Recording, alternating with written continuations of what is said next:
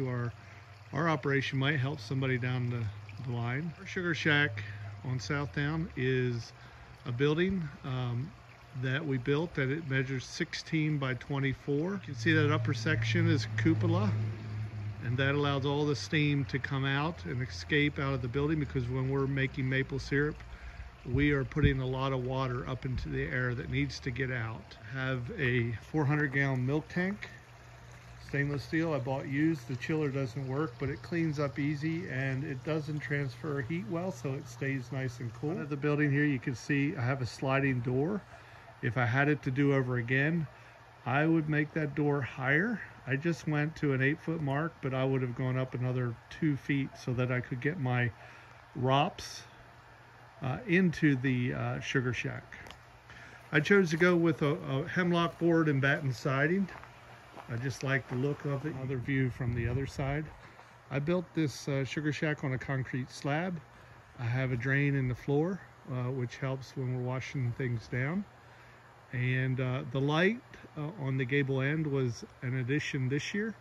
And I don't know why I didn't do that sooner. That really helps a lot, because a lot of this happens at night. Everything that comes through the roof of the chimney is a double-walled stainless steel pipe with a spark arrestor on the top, and you can see the big boot. I'll get a close-up. Here's a close-up of the boot. Because I went with the double wall, I did not need a heat-resistant boot. I used a regular boot that I got off Amazon. It's a pretty big one, but that pipe is a 12-inch diameter. I'm using these IBC totes. I find this really handy to put on the forks of the tractor and to transport them inside the sugar shack door right next to the evaporator. I like to split and put it right into these, and then you're not having to move the wood more than one time. Once you split it and stack it, it's there, and you can carry it with the tractor.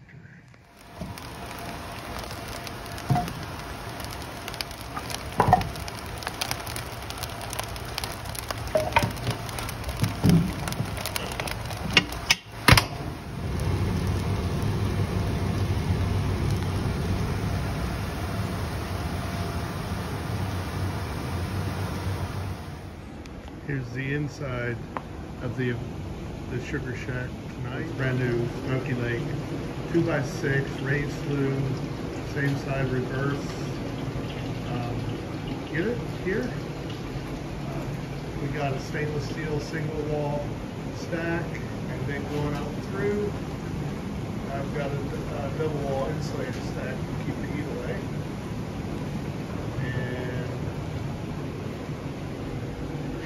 See with the steam going up through the cupola. There, it does a pretty good job drawing out. Steam that I set 4-foot on centers. These are actually a 6/12 scissor truss, and I did that so that the bottom cord of the truss wasn't flat and dripping all the time. The angle kind of controls the drip better. And then I built the cupola walls right on top of the trusses, all the way down through the walls, and then put lath strips on 2x4s, 2-foot on center, and nailed my board and batten siding to the walls. A little bit extra wood than a pole bar, but it worked out good for me. You can see tucked in the corner here is the RO unit, and to the left is my wash bucket. My drainage to the outside goes down and out the wall there. My permeate tanks are to my immediate left behind my evaporator, and I have 2 of them stacked there. You can see an old milk tank. It's a 300-gallon milk tank, and we call it the pig. From the RO, my line will go all the way out over to the pig, and it'll fill that with concentrate. I can be evaporating with the way that I've plumbed it in here, even when I'm running the RO with this little configuration of valves and plumbing hooked up. So I can either pull in right from my outdoor sep tank, or I can pull in from the concentrate. That lets me run the RO and also evaporate at the same time. You can see the two permeate tanks back behind the evaporator. Good vantage point from it here. I have under the pig some wood storage here, and my stack temp auto draw over here. The LED lights, they work really good in here. And I really like to handle my firewood using these IBC totes. I back the tractor in here, drop it off, and it's real close to the evaporator. When I need more, I bring a new one in, and just it keeps me from handling the firewood more than once. You can see the sliding door there. It's 7 feet wide. Like I said before, if I did it again, I'd do it higher. But I've got good hardware on it. It rolls real nicely. I like the sliding door. You need to have enough air coming in to keep your evaporator humming along. So having enough air is really important to me. And yeah, so that's a view from the other end. Trusses, 4 foot on center, lath. Oh, I should mention the shiny insulating bubble wrap on the top. I did that under the metal. It keeps condensation down, but another thing it does, it reflects light, and it makes it lighter in here. I really like that effect. That was an idea my dad had for me.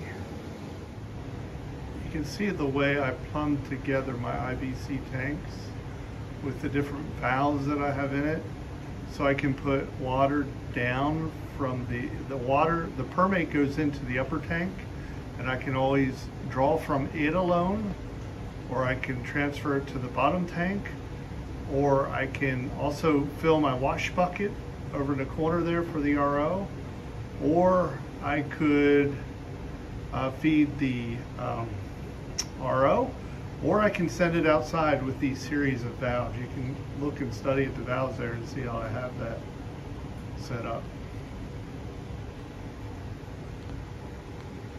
That's the RO permeate feed to the top. This is on the right side of the RO. You can see it feeds the bottom. The pipe coming across horizontally feeds the RO from the permeate, and the bottom horizontal pipe coming across there is straight in from the outside sep tank, and it can go to my RO, or it can go right into my float box. That other pipe above it comes down from the pig, the concentrate. From here, I can feed concentrate either outside if I'm rinsing the tank off, or I can take it all the way down and feed in the box. Yeah, we're shutting this down right now, so we're cooling down, getting ready to call it a night. Oh, this is kind of cool. I found this elk antler. I got this elk caught on game camera, and about a year later, I found it shed. So I found it when I was rinsing my maple line. So that was pretty cool.